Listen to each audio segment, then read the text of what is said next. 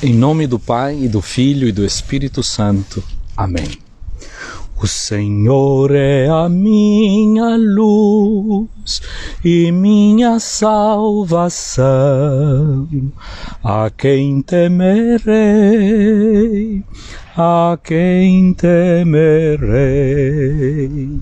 O Senhor é minha luz e salvação, de quem eu terei medo? O Senhor é a proteção da minha vida, perante quem eu tremerei? O Senhor é a minha luz e minha salvação. A quem temerei? A quem temerei? Ao Senhor eu peço apenas uma coisa, e é só isso que eu desejo: habitar no santuário do Senhor por toda a minha vida e saborear a suavidade do Senhor e contemplá-lo no seu templo. O Senhor é a minha luz e minha salvação. A quem temerei? A quem temerei? Sei que a bondade do Senhor eu hei de ver na terra dos viventes. Espera no Senhor e tem coragem. Espera no Senhor. O Senhor é a minha luz e minha salvação. A quem temerei? A quem temerei? Graça e paz a você, minha amiga, meu amigo, que acompanha diariamente a nossa meditação aqui pela nossa página do Instagram, pelo nosso canal do YouTube, o canal Boa Notícia, esse canal que também a gente republica a mensagem aí dentro da nossa página também do Facebook.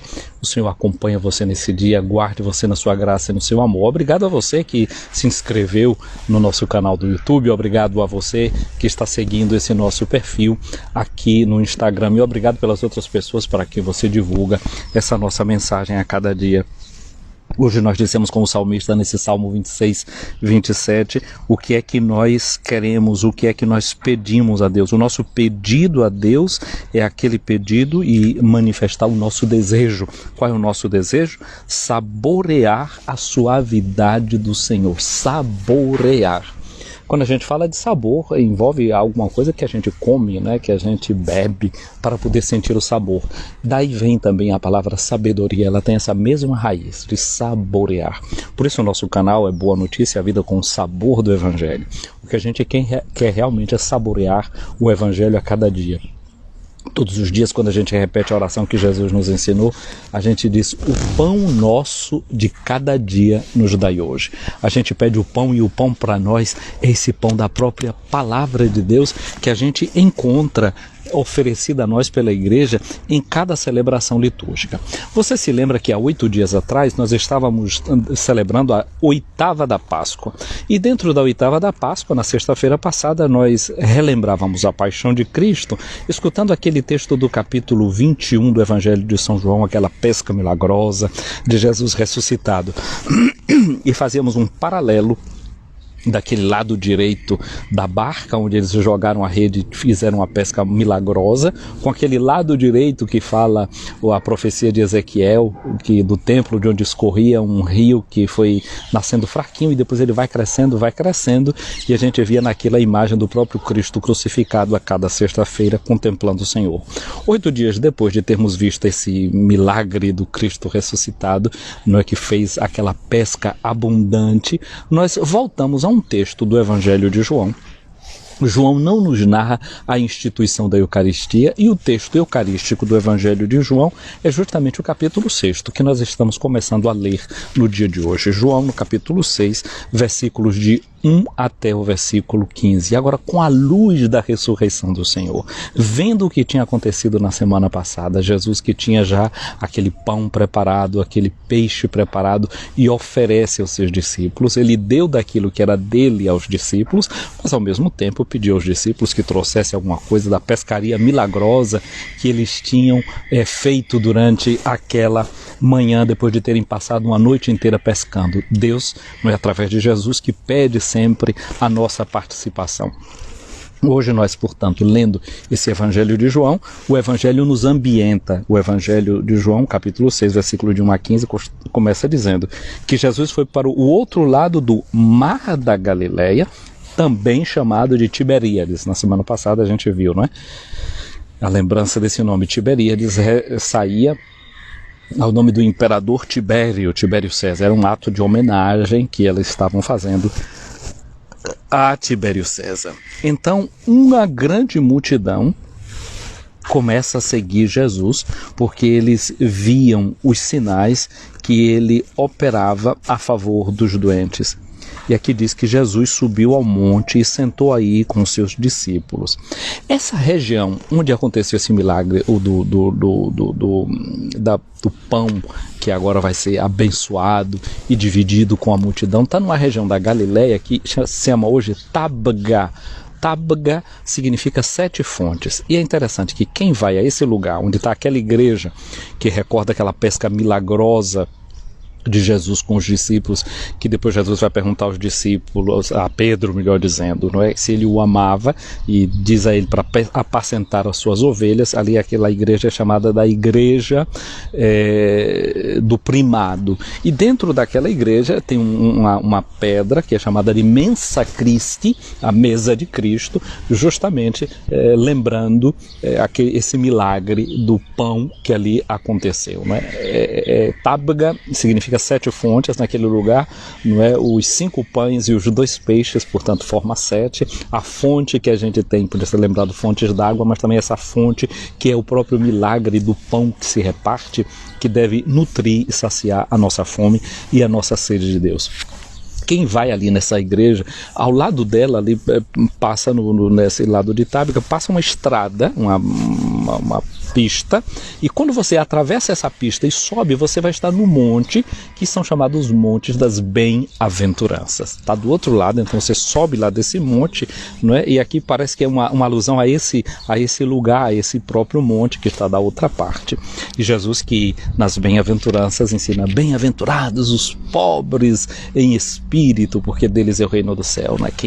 Quem assume viver a pobreza evangélica. E viver a pobreza evangélica é aceitar a diminuir aquilo que tem para colocar a serviço dos outros. Nós vamos ver dentro desse texto justamente o movimento que acontece, essa pobreza de quem aprende com os discípulos de Jesus, entre eles não havia necessitados, não é? Porque eles repartiam aquilo que eles têm. A verdadeira pobreza em espírito é essa pobreza de quem inclui na sua riqueza os outros. Deus não quer a pobreza do ser humano, Ele quer que a minha riqueza realmente possa ser repartida. Aquilo que São Paulo vai dizer: Cristo, de rico que era, se fez pobre para nos enriquecer com a sua pobreza, nos enriquecer com essa sua abertura ao Espírito de Deus, que nos quer irmãs, que nos quer irmãos.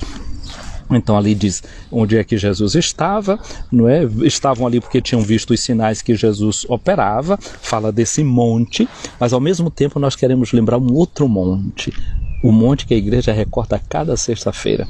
É o monte onde Jesus sobe, porque levado pelas autoridades para ser crucificado. E aqui João nos diz também: estava próxima a Páscoa, a festa dos judeus, e é justamente na festa da Páscoa que Cristo vai ser imolado como o novo Cordeiro, será crucificado. Nesse mesmo Evangelho de João, mais para frente, nós vamos ver no versículo 51, Jesus vai dizer que a sua carne é o verdadeiro pão, é a verdadeira comida que Deus oferece para a salvação do mundo, para a vida do próprio mundo. Portanto, aqui a gente vê já essas imagens que se juntam, que se ligam. Jesus ali desse monte, ele olhou, viu uma grande multidão que estava vindo ao seu encontro e disse para Filipe, onde vamos comprar pão para que eles possam comer? A palavra poten, que é traduzida aqui onde, pode ser traduzida também por de onde vamos comprar pão? De onde virá o pão para satisfazer essa gente. E a gente vai ver de onde é que virá o pão, onde é que vamos comprar, de onde vamos comprar. E Filipe disse, e Jesus disse isso a Filipe, diz o texto aqui, diz no São João, para pô-lo à prova, pois ele mesmo sabia muito bem o que ia fazer. A prova. Olha o que é que a gente diz no Pai Nosso. Pai nosso que estás no céu, santificado seja o vosso nome, venha a nós o vosso reino, seja feita a vossa vontade, assim na terra como no céu. O pão nosso de cada dia nos dai hoje. Perdoai-nos as nossas ofensas, assim como nós perdoamos a quem nos tem ofendidos. Não nos deixeis cair em tentação. Não nos deixeis cair na hora da prova. Nós que pedimos o pão no Pai Nosso, devemos aprender que a tentação é justamente a tentação de pensar assim, farinha pouca, meu pirão primeiro. Quem tiver a unha maior, suba na parede. Proteger o pão que tem e não partilhar com o irmão. Essa é a grande prova, essa é a grande tentação. A prova que nós temos é a possibilidade de partir com os irmãos aquilo que a gente tem. Não cair nessa hora. E realmente se manter de pé e dividir aquilo que você tem. E abrir a sua mão e ser capaz de incluir o seu irmão na sua riqueza, nos seus bens, naquilo que você tem. Muitas vezes, justamente, fazendo um sacrifício. Fazendo um sacrifício. Não é fácil, mas a gente abre o coração, dilata o coração para não cair nessa prova. Filipe respondeu para Jesus, nem 200 moedas de prata bastariam para dar um pedaço de pão a cada um. Precisaria de muito dinheiro para saciar aquela multidão. A solução, portanto, da compra não é uma solução muito simples. Mas um dos discípulos que estão ali, um deles, André, vai dizer, está aqui um menino com 5 pães de cevada e 2 peixes. Pão de cevada era o pão que comiam os pobres, não era o pão de trigo, era o pão de cevada, o pão da simplicidade, e com 2 peixes. Lembra que na semana passada, quando eu disse que Jesus tinha uns peixes na grelha e pediu para os discípulos trazer o peixe, a palavra não era ichthus, que significa peixe em grego, mas era opsarion, opsaria no plural, peixinhos. Olha aqui, quase que a gente vê que Jesus é como ressuscitado, é como esse menino que tinha os peixinhos. Essa é uma imagem do próprio Jesus, que dá dos peixinhos, que mostra que mesmo o que a gente tem seja simples e pobre, a gente pode colocar nas mãos de Deus, pode colocar nas mãos de Jesus, pode ter a capacidade de confiar. Tem gente que pensa que só pode ajudar se tiver muito, né? Tem gente que diz, se eu ganhasse na loteria, eu iria ajudar todos os meninos pobres. Um dia desse eu vi o testemunho de um menino da periferia de São Paulo, que ele disse que ele aprendeu com a professora dele a limpar a sua sala de aula, passar cera. E ele notava que eles e os colegas tinham uma sala muito limpa e os outros das outras salas tinham as salas todas desorganizadas. E depois eles começaram a fazer aquele estilo de sala limpa, sala organizada em todas as escolas, e eles organizaram. Então cada um assumia a sua tarefazinha de limpar a sua sala. Depois ele começou a notar uma outra coisa, que os seus colegas liam um pouco, a professora dele estimulava para que eles lessem, e esse menino, ao fim e ao cabo, organizou dentro do lugar na periferia de São Paulo, onde ele vive, um clube de leituras. Olha só, coisas que são simples, que você não precisa ter um grande dinheiro no seu bolso.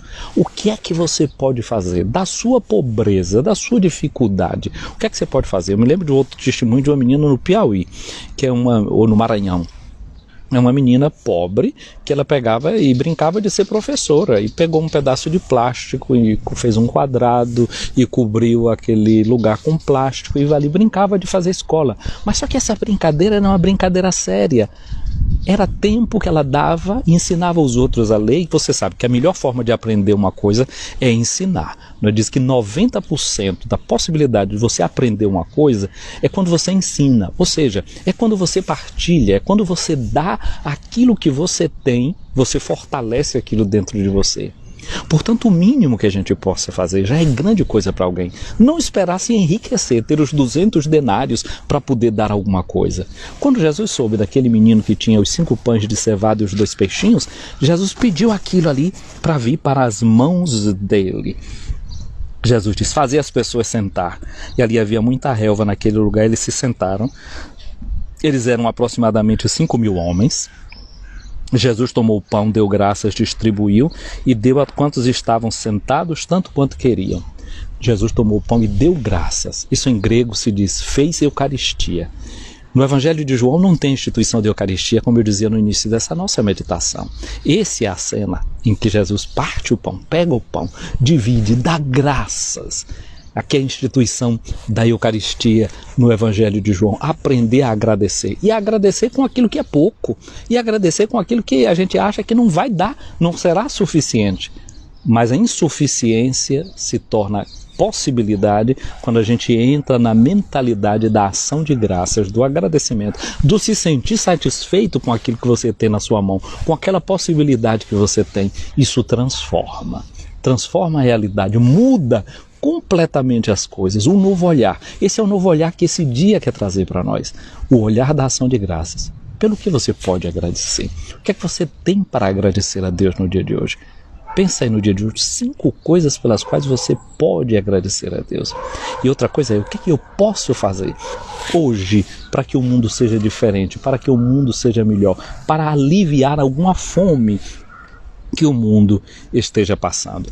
Esse menino com esses pães na mão faz lembrar um milagre que aconteceu também no Antigo Testamento, quando o profeta Eliseu, com 100 pães, deu comida para 1000 pessoas. Aqui Jesus satisfaz 5.000 pessoas com 5 pães, 200 vezes mais aquilo que fez o profeta do Antigo Testamento. E aí Jesus, depois que todos ficaram satisfeitos, Jesus disse aos discípulos, recolhei os pedaços que sobraram para que nada se perca. O problema da nossa sociedade, o problema do nosso mundo não é o que falta. É o que é desperdiçado, é o que se perde, são as sobras. E aí de uma sociedade que tem comida sobrando, se passa também uma sociedade de massas sobrantes, de pessoas que estão sobrando, de pessoas que a gente joga para fora, que a gente não valoriza, de sonhos que a gente deixa se perder pela estrada. A sociedade do desperdício. Quanta coisa desperdiçada. Quanta roupa que a gente não usa mais, quanta comida que às vezes a gente joga fora. E poderíamos com isso fazer muita coisa boa. Eu me lembro de 2 irmãs francesas, elas eram freiras ursulinas no meu tempo de seminário em Ilhéus. Sœur Taïsia Sicard, que inclusive morreu voltando da França num ataque cardíaco, chegando no Rio de Janeiro, vindo da França, onde ela estava de férias, e irmã Jeanne-Marie Thierry. Como essas mulheres viviam ali na periferia e elas tinham uma creche na Rua da Conceição, na Rua da Valeta. E como elas saíam pelos supermercados pegando aquelas sobras, muitas vezes assim, tinha uma cenoura, ela começava a ficar meio ruim, as pessoas jogavam aquilo fora, elas pediam. Aquilo que não estava bom, da metade para fora, que assim, isso aqui não serve. Mas o resto que tinha, com os restos, elas faziam sopa para essas crianças. E irmã Taísia, ela fazia uma coisa muito interessante, ela tinha um coral, ela ensinava a música, foi com quem eu comecei a ter umas primeiras noções de música, de solfejo, interessante. Ela pegava no banco, antigamente as impressoras, os papéis iam tudo grudado no outro, ela fazia umas folhas muito grandes, e aquele papel era todo jogado fora e ela reciclava. Pegava aquele papel, dividia ao meio, dava uma folha A4, 2 folhas A4, ela pegava no verso da folha que ficava em branco, ela escrevia as partituras, ela escrevia as músicas, que ela ensaiava um coro de crianças. E uma vez por ano, essas crianças faziam uma apresentação no lugar da cidade, e o dinheiro que se ganhava com a apresentação das crianças, ela então comprava os passes de ônibus, e as crianças então vinham para os ensaios com o dinheiro que elas conseguiam do show que elas faziam. Portanto, eram ativas, não era tudo dado de mão beijada. Aquilo que elas iam aprendendo, iam apresentando, iam aprendendo música, aprendendo a cantar. Olha quanta coisa bonita a gente pode fazer com aquilo que muitas vezes a gente pensa que é sobra, a gente reaproveita. Eu, vendo aquilo com a irmã Taísia, eu tinha um amigo que trabalhava no banco do Baneb, na minha cidade, e eu pedia para ele, então ele me dava todas essas folhas que eles jogavam no lixo, eles cortavam aquilo e no outro lado, para não dar para ver o que que estava escrito, em vez de tudo aquilo ir para o lixo, era onde eu anotava, eram os meus cadernos de anotação das aulas de filosofia, e eu economizava. Era um período muito difícil, aquele do início do meu curso de filosofia. Lembra o início do Plano Collor, quando era um tempo muito difícil, se fechou, tirou o dinheiro da poupança dos pobres. No período anterior do governo Sarney, a inflação dava 98%. Era um tempo muito difícil. Então, às vezes, para comprar um caderno era dificuldade. Eu aproveitava aquelas folhas brancas do outro lado daquelas folhas, porque tinha parte da folha que não ficava nada escrito, então ele justamente me dava aquilo onde não tinha nada escrito. Do outro lado, selecionava muito bem, e eu usava o lado limpo da folha para tomar as anotações das aulas de filosofia. Não foi a falta de um caderno direitinho que fez com que eu não desenvolvesse o meu pensamento. As sobras desse mundo podem servir para a gente também aprender a reciclar, a reaproveitar e a transformar o mundo a partir dessas séries de mudanças do nosso estilo que a gente pode fazer. Então aqui a gente vê Jesus que diz para eles não desperdiçarem para que não sobrasse nada, e então foram 12 cestos, não é? Daqui veio daquela sobra dos 5 pães, que lembra as 12 tribos de Israel, os 12 apóstolos, ou seja, todo um povo que pode ser refeito a partir de sobras. Todo um povo que pode ser refeito a partir de provas. E o povo, quando viu aquilo, gritou: este é verdadeiramente o profeta. Eu lembrei de vocês o que tinha acontecido com Eliseu no Antigo Testamento, né? E estavam querendo levá-lo Jesus para torná-lo rei. E Jesus retirou-se de novo sozinho para o monte. Você lembra que lá no monte onde crucificaram Jesus, toda sexta-feira eu disse no início, né? Lembra esse monte? Lá em cima da cruz de Jesus estava escrito: Jesus de Nazareno, Rei dos Judeus. Jesus não queria ser um rei, ele não queria entrar nessa mentalidade da política, então ele foi para um lugar sozinho, ele subiu para um monte, esse monte que a gente diz que está do outro lado de Tabga, que é o monte das bem-aventuranças, aquele monte que faz a gente olhar para o mundo de uma forma nova. Mas Jesus, lá no alto da cruz, no monte da cruz, ele é o verdadeiro pão para a vida do mundo, a sua carne para a nossa salvação, e a imagem da Eucaristia. Mas você lembra também que Jesus, em um outro monte, no Monte das Tentações, ali o espírito maligno apresentou para Jesus pedra, dizendo para ele: se você está com fome, transforma essas pedras em pães. E Jesus disse para ele: não só de pão vive o homem, mas de toda a palavra que sai da boca de Deus.